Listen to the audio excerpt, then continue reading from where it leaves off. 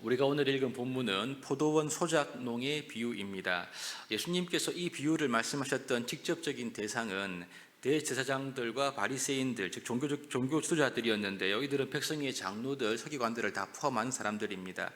이들은 성전을 깨끗하게 하셨던 이 예수님께 도대체 무슨 권세로, 무슨 권위로 이 일을 하느냐라고 물었지요. 예수님은 지혜로운 질문으로 자기가 메시아라고 하는 사실을 이제 즉답을 피하면서도 자기가 메시아임을 알리는 그러한 즉답을 하셨습니다. 그 후 우리 주님께서는 이 비유를 통해 이제 그들의 죄를 드러내시고 그들에게 하나님의 심판을 경고하는 것이 바로 오늘 이 본문 비유의 핵심적인 내용입니다. 우리가 이미 본문을 읽었지만 이 비유를 간단히 살펴보신다면요, 먼저 포도원 주인은 하나님을 가리킵니다. 그리고 포도원은 이스라엘을 의미합니다. 농부, 즉 소작농인데, 소작농은 이스라엘의 관리들을 가리키는 이제 말이고요. 특별히 소작농 가운데 이제 이 비유를 듣고 있는 대제사장들과 종교 지도자들을 가리킨다고 볼 수가 있습니다. 그리고 종들은 이전 구약 시대부터 왔었던 선지자들을 일컫고 있고요. 세례 요한이 그 마지막 선지자이죠. 마지막으로 이제 아들은 당연히 예수님 자신을 가리키고 있다, 이렇게 우리가 쉽게 볼 수가 있습니다.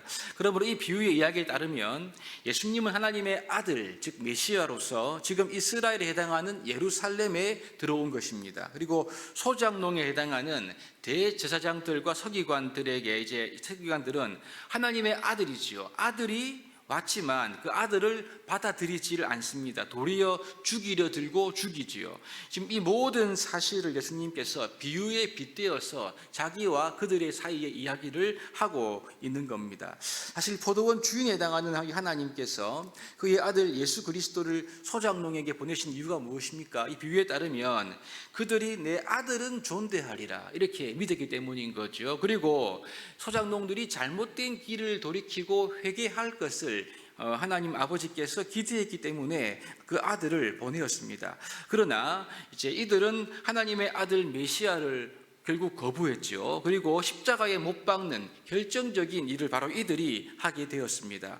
예수님을 죽이면 승리할까요? 그렇지 않죠. 포도원 주인이 올 때 그 농부들은 다 진멸될 거다, 그렇게 말씀하고 있습니다. 즉 이 말은 심판을 받는다, 이 뜻인 거죠. 그리고 포도원은 제때에 열매를 바칠 만한 다른 농부들에게 새로 주게 된다고 이렇게 말씀을 하고 있습니다. 여기서 다른 농부들은 메시아를 믿고 그리스도를 믿고 순종하는 이방인들을 포함한 하나님 백성을 가리킨다고 우리가 볼 수가 있겠습니다.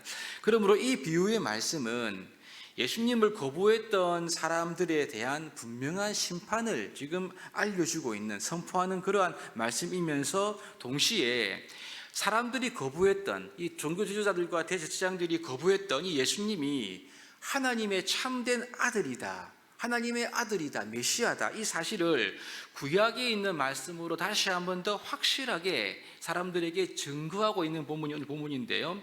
예수님이 인용하신 구약의 말씀이 총 두 가지입니다. 첫 번째는 시편 118편과 두 번째는 다니엘서 2장의 말씀을 인용하시지요. 이 두 가지 구약의 말씀의 공통적인 이 내용은 돌입니다. 돌. 먼저 다니엘서 2장을 보시면 느부갓네살 왕이 꿈을 꾸었지 않습니까? 뭔가 굉장히 중요한 꿈이었는데 그 꿈이 생각나시려는 것이었죠. 그래서 그 꿈을 들으면 해석할 사람은 있었지만 그 꿈을 알아맞추고 꿈을 해석할 사람이 그 당시 없었습니다. 이때 하나님은 다니엘에게 그 꿈의 내용을 알려주셨고 그 꿈의 풀이까지 알려주셨습니다. 왕의 꿈은 이러했죠. 왕은 느부갓네살을 꿈에서 큰 신상 하나를 보았는데 이 신상은 머리는 금이고 가슴과 팔은 은으로 되어 있었고 배와 늪에 달리는 이제 청동, 곧 굴이고요. 무릎은 쇠, 그리고 발은 쇠와 진흙으로 되어 있는 큰 신상을 이 느부갓네살이 보았습니다. 그런데 중요한 것은 돌 하나가 나타나게 되면서 이 돌이 쇠와 진흙으로 된 발을 부서뜨리게 되죠. 그 결과 신상 전체가 무너지면서 돌은 거대한 산이, 이제 신상을 파괴했던 돌이 거대한 산이 되어서 온 땅에 가득하게 되었다, 이런 내용으로 이렇게 이제 그 꿈을 꾸게 됐는데, 우리가 잘 아시는 대로 금, 은, 동, 철, 이것은요, 진흙은요, 바벨론으로부터 해서 로마 시대 그 이후까지의 열강, 즉 제국의 변천사를 가리키고 있는 것이었습니다. 여기서 중요한 것은 돌이었지요.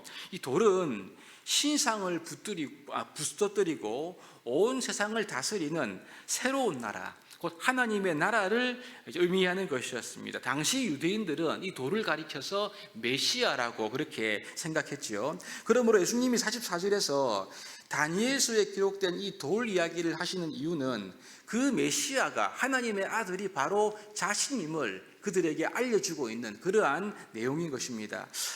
이와 더불어서 42절에 보시면 이렇게 말하고 있습니다. 42절입니다. 예수께서 이르시되 너희가 성경에 건축자의 버린 돌이 모퉁이의 머릿돌이 되었나니 이것은 주로 말미암아 된 것이요 우리 눈에 기이하도다 함을 읽어본 일이 없느냐, 이렇게 기록합니다.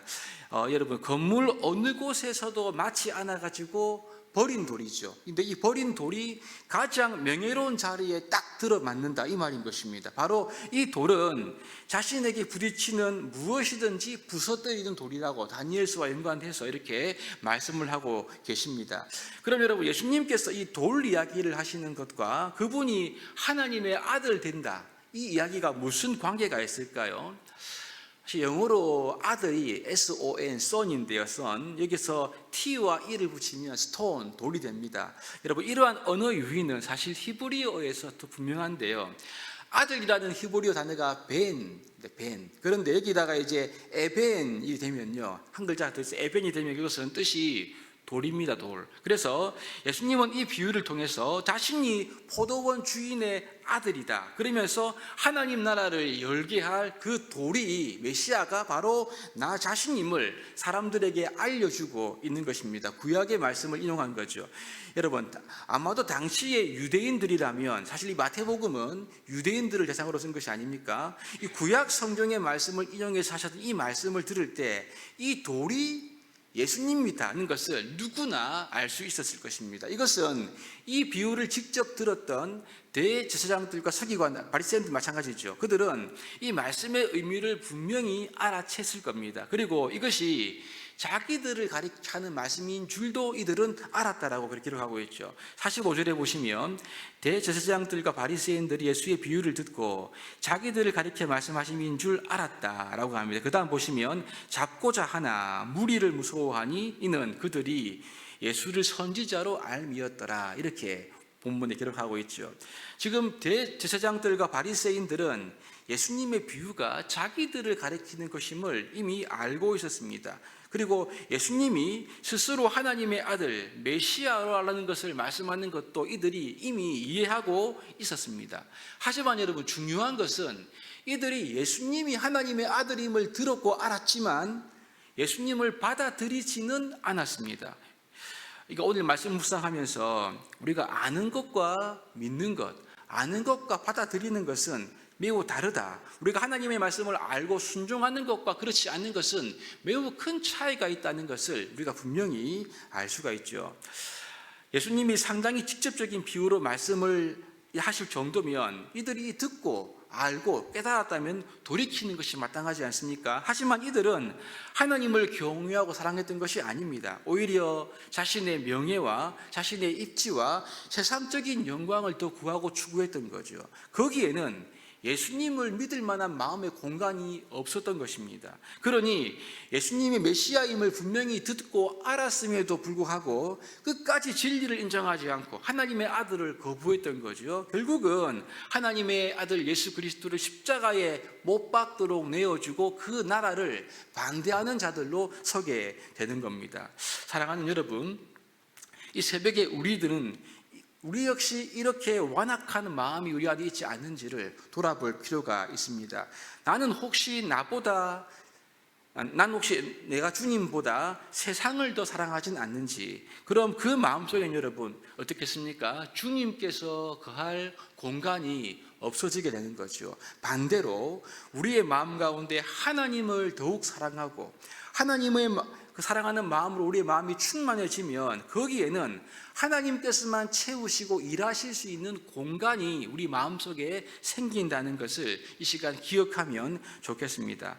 오늘 대제사장과 종교 지도자들처럼 예수님을 진정한 하나님의 아들, 즉 주인으로 믿지 않게 되면 우리 역시 이 완악함으로 말미암아 하나님의 심판을 결코 피할 수 없다는 것을 우리 마음에 새겨야 할 것입니다. 이 새벽에 우리 모두가 다 겸손함으로 예수님을 인정하고 그분을 우리가 사랑하고 우리의 마음에 완악함으로 채워지는 것이 아니라 하나님을 사랑하는 마음으로 말미암아 우리 안에 하나님의 일하실 수 있는 그런 공간이 생기고 또 하나님께서 우리 가운데 역사하심으로 말미암아 그 나라의 열매 맺는 합당한 백성이 되어 하나님 나라를 상속받는 그러한 영광스러운 성도, 영광스러운 저와 여러분 될 수 있기를 주님의 이름으로 축복합니다.